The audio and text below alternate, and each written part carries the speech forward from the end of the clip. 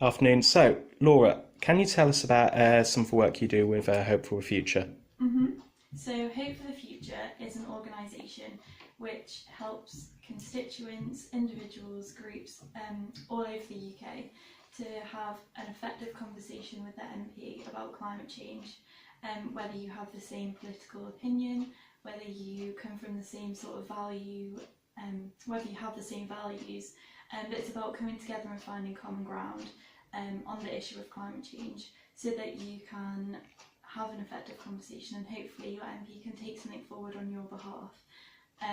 So we can move people, constituents like myself, entirely along the spectrum, change my own opinion of what action we can take on climate change. And the idea is that we can also help our MPs to begin to understand this huge complex problem when our MPs have to deal with a range of issues on a daily basis, how they can take action on a part of climate change. And yeah.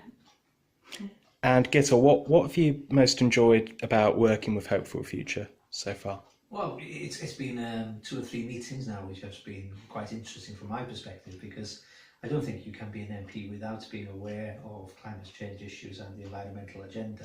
But the extent to which you're an expert does depend really on the level of interest that you take. So to be challenged in meetings and to be asked questions in meetings can be very worthwhile.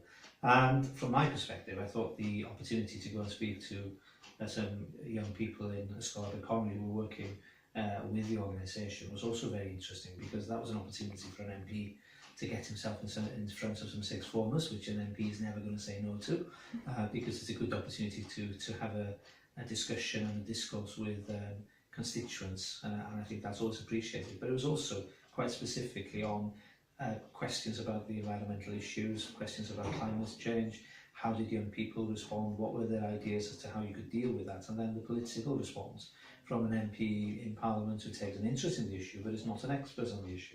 So I think it's an opportunity just to get you thinking about where we should be moving on this issue. So I think it's an initiative which undoubtedly from my perspective has been worthwhile, and I hope that the extent of the discussions that we've been having have been useful, not just for me but also for some of the people I've been talking to as part of the work that's been done.